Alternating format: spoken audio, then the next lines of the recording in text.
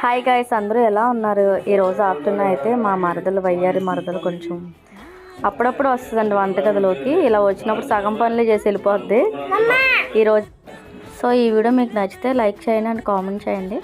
ఇంకా 2 days special వచ్చి తలకే మోసం అండ్ రొయ్యలు టమాటా అయితే వండారు. ఈ రొయ్యలు టమాటా మేమైతే ఇంత ఫాస్ట్గా వండలేదులేండి, వీడియో అయితే క్లిప్ చేశాను అంతే.